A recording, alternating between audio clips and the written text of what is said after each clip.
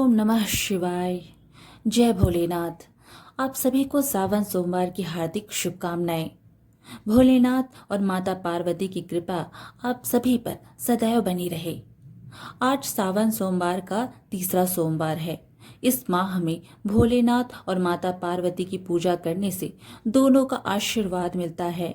घर में सुख समृद्धि बनी रहती है और सभी मनोकामनाएं पूरी होती हैं। तो चलिए सावन सोमवार की कथा को शुरू करते हैं। जय भोलेनाथ। किसी नगर में एक साहूकार रहता था। दूर दूर तक उसका व्यापार फैला हुआ था। नगर के सभी लोग उस साहूकार का सम्मान करते थे।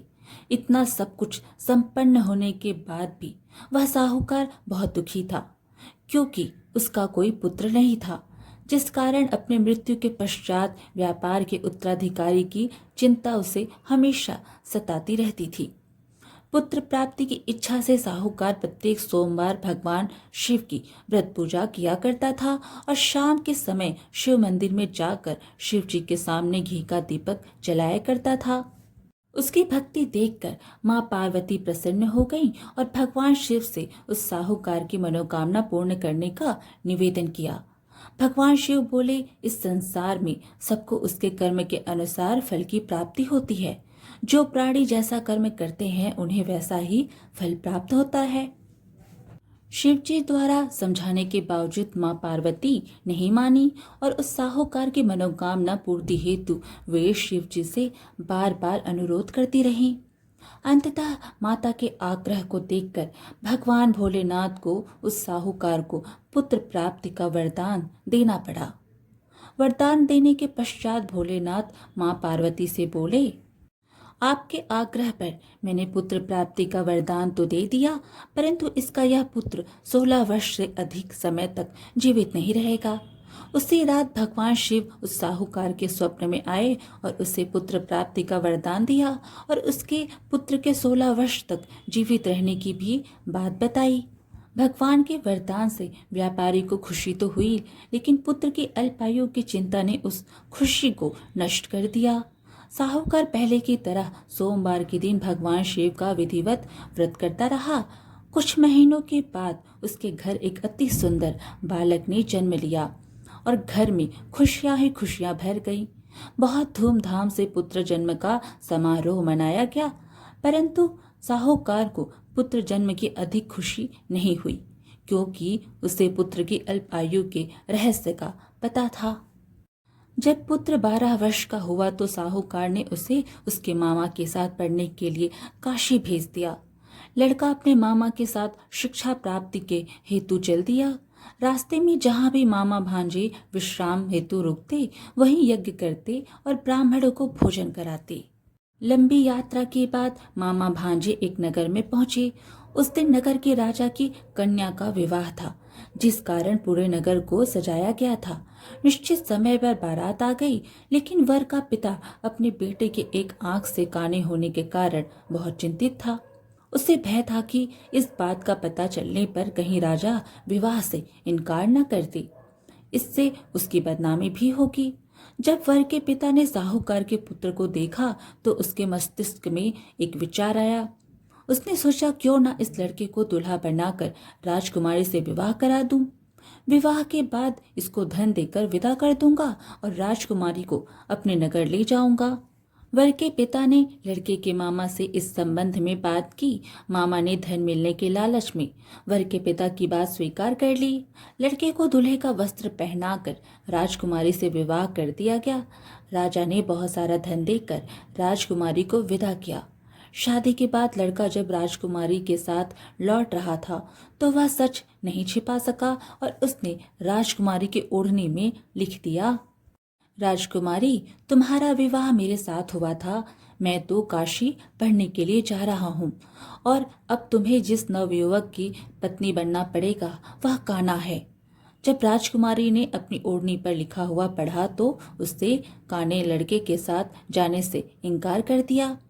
राजा को जब ये सब बातें पता लगी तो उसने राजकुमारी को महल में ही रख लिया। उधर लड़का अपने मामा के साथ काशी पहुंच गया और गुरुकुल में पढ़ना शुरू कर दिया। जब उसकी आयु 16 वर्ष की हुई तो उसने यज्ञ किया। यज्ञ की समाप्ति पर ब्राह्मणों को भोजन कराया और खूब अन्न वस्त्र दान किए। रात को वह अपने शयन कक्ष में सो गया। शिव के वरदान के अनुसार शयनावस्था में ही उसके प्राण प्रखेड़ू उड़ गए। सूर्योदय पर मामा मृत भांजे को देखकर रोने पीटने लगा। आसपास के लोग भी एकत्र होकर दुख प्रकट करने लगे। लड़के के मामा के रोने के विलाप करने के स्वर समीप से गुजरते हुए भगवान शिव और माता पार्वती जी ने भी सुने। माता पार्वती ने भगवान से कहा, प्राणनाथ, मुझे इसके रोने का स्वर सहन नहीं हो रहे, आप इस व्यक्ति के कष्ट को अवश्य दूर करें। भगवान शिव ने माता पार्वती के साथ अदृश्य रूप में समीप जाकर देखा तो भोलेनाथ माता पार्वती से बोले, यह तो उसी साहूकार का पुत्र है जिसे मैंने 16 वर्ष की आयु का वरदान दिया था। इसकी आयु पूरी हो गई है। माँ पार्वती ने फिर भगवान शिव से निवेदन कर उस बालक को जीवन देने का आग्रह किया। माता पार्वती के आग्रह पर भगवान शिव ने उस लड़के को जीवित होने का वरदान दिया और कुछ ही पल में वह जीवित होकर उठ बैठा। शिक्षा समाप्त करके लड़का मामा के साथ अपने नगर की ओर चल दिया। दोनों चलते हुए उसी नगर में पहुंचे जहां उसका विवाह हुआ था। उस नगर में भी यज्ञ का आयोजन किया। समीप से गुजरते हुए नगर के राजा ने यज्ञ का आयोजन देखा और उसने तुरंत ही लड़के और उसके मामा को पहचान लिया। यज्ञ के समाप्त होने पर राजा मामा और लड़के को महल में ले गया और कुछ दिन उन्हें महल में रखकर बहुत सा धन, वस्त्र आदि देकर राजकुमारी के साथ विदा कर दिया। इधर भूखे प्यासे रहकर साहूकार और उसकी पत्नी बेटे की प्रतीक्षा कर रहे थे। उन्होंने प्रतिज्ञा कर रखी थी कि यदि उन्हें अपने बेटे की मृत्यु का समाचार मिला तो दोनों अपने प्राण त्याग देंगे। परंतु जैसे ही उसने अपने बेटे के जीवित वापस लौटने का समाचार सुना तो वह बहुत प्रसन्न हुआ। वह अपनी पत्नी और मित्रों के साथ नगर के द्वार पर पहुंचा। अपने बेटे के विवाह का समाचार सुनकर पुत्रवधू राजकुमारी को देखकर उसकी खुशी का ठिकाना ना रहा। उसी रात भगवान शिव ने साहूकार के स्वप्न में आकर कहा, हे श्रेष्ठी, मैंने तेरे सोमवार के व्रत करने और व्रत कथा सुनने से प्रसन्न होकर तेरे पुत्र को दीर्घ आयु प्रदान की है। पुत्र की लंबी आयु जानकर साहूकार बहुत प्रसन्न हुआ। शिव भक्त होने तथा सोमवार का व्रत करने से साहूकार की सभी मनोकामनाएं पूर्ण हुई।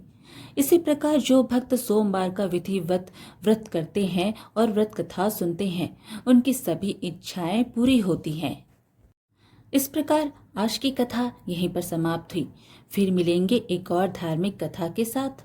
वीडियो पसंद आए तो लाइक शेयर जरूर करें और धार्मिक कथाएं सुनने के लिए हमारे चैनल को सब्सक्राइब कर लीजिए। हर हर महादेव।